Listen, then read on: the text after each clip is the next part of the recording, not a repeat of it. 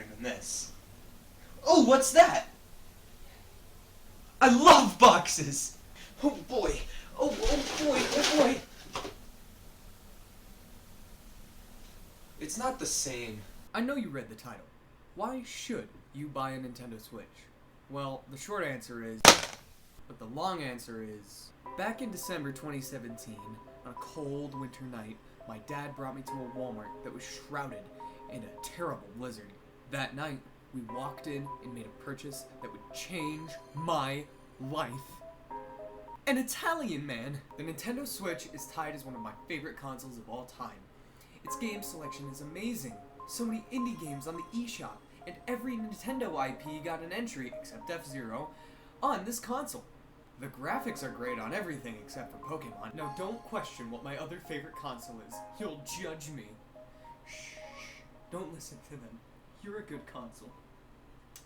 The Nintendo Switch is definitely one of the best consoles on the market right now. Sure, the Series X can play every Xbox game known to man, and the PS5 has Stray, but the Nintendo Switch has something that neither of those can beat. Portability. The fact that I can play WarioWare Get It Together on the go is life-changing.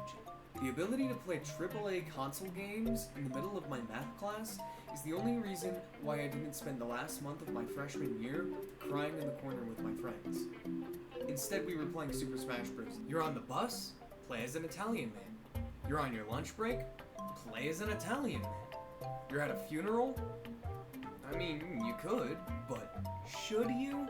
Now, you can't play video games without a controller, unless you want to disgrace God! And oh boy, the Switch has controllers.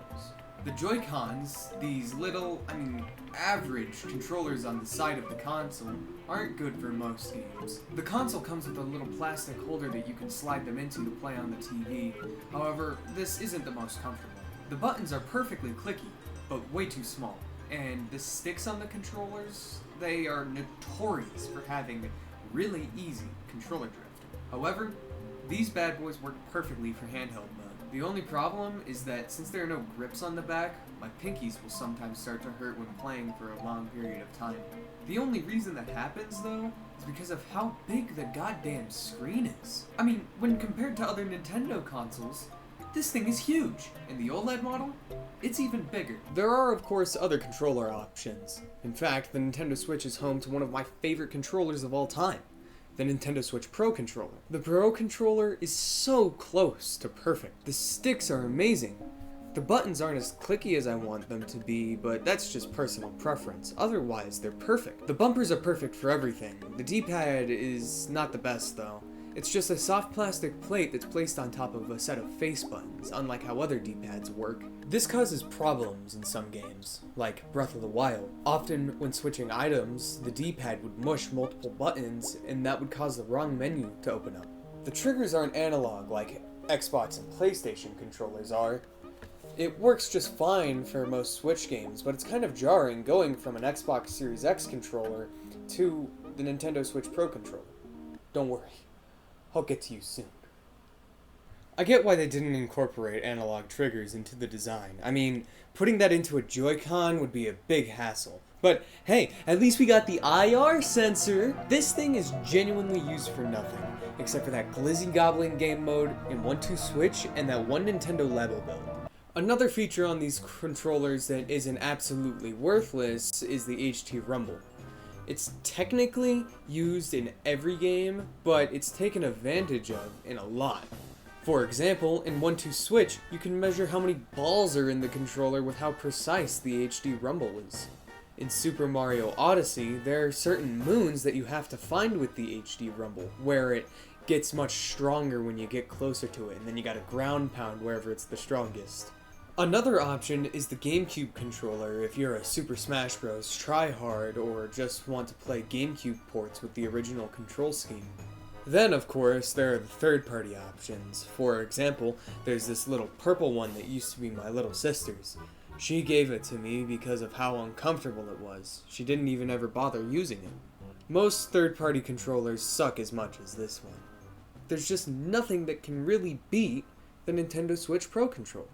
So the controllers are good, except for you! But what about the games? Well, they're amazing. Like I said earlier, the Switch has selections from almost all of Nintendo's IPs. Super Mario Odyssey, The Legend of Zelda, Breath of the Wild, and Tears of the Kingdom. Animal Crossing New Horizons, Metroid Dread, Pikmin 4, Splatoon 2 and 3, WarioWare, get it together. A bunch of Wii U games were also ported to the Switch, like Super Mario 3D World plus Bowser's Fury, Mario Kart 8 Deluxe, and New Super Mario Bros. U Deluxe. So, now there's actually no reason to buy that old hunk of junk. There's also a ton of indie support on the eShop. However, there is a fair amount of, schlop. With Nintendo Switch Online, you can play a fair amount of games online with other people. You also gain access to official emulators for retro Nintendo consoles. In the base package, there's the NES, SNES, and the Game Boy. If you feel like getting scammed, then the expansion pack lets you play N64, Game Boy Advanced, and Sega Genesis games. There's just so much to do on this little guy, at home and on the go. So if you have a few $100 to blow on a screen with controllers and an Italian man, the Nintendo Switch is perfect.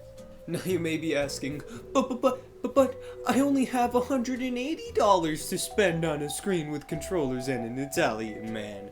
Well, then you should save up $100 more, because your only option at that price is the Nintendo Switch Lite. It's not that good. Yeah, it's portable, but that's the thing. It's only portable. It can't be put into a dock on a TV, which is like the entire reason it's called a Switch. It charges slower, and despite being made for exclusively handheld use, it has a smaller battery charge. Its screen is also significantly smaller. The Joy-Cons are detachable, so you can't play local multiplayer with friends without buying new controllers. Sure, the D-pad is better than the original Joy-Cons, but does that really matter when it's stuck to this hunk of junk? Just save up for the original, or, even better, the OLED Switch. Speaking of the OLED, I love this thing. I used my original Switch for years, but since I was a dumb kid for most of that time, I didn't take good care of it. I ended up with a bunch of dings and scratches, and all that motivated me to want to upgrade. So, last summer, I bought me an OLED Switch, and whew, oh boy, it's game-changing. The main draw of the OLED Switch, of course, is the OLED display in handheld mode. I'm not able to show how big of a difference this makes on my crummy camera, but believe me when I say it does. The screen is also slightly bigger. It may not look like it initially, but when compared to side, this thing is a beast, dude. The OLED doesn't just have a better display though. The original Switch has a dinky little kickstand that barely supports its own weight. It accidentally snaps off super easily. This actually happened so much that I lost the kickstand on my original Nintendo Switch. The OLED, however, has a beefy kickstand that goes across the entire back of the Switch. The dock that comes with the OLED is vastly improved. It has an Ethernet port, so you can finally stop dealing with and instead start dealing with an eyesore in your house. The back panel of the OLED pops off entirely. Some people say that this is a cheap downgrade, but in practice it is much more useful to have than the hinge that the original Switch dock comes with. The bottom of the dock also has a full sheet of rubber on the bottom that actually greatly helps with the stability of the console. My OLED Switch dock has fallen over significantly less than my original. So, if you have even more money to blow on a screen with controllers and an Italian man, well then the Nintendo Switch OLED is even more perfect. All in all, the Switch is just one of my favorite consoles of all time. It's just perfect in almost every single way, and will be a great addition to anybody who loves consuming products and buying products. So go out there and give your money to the Japanese megacorporation now!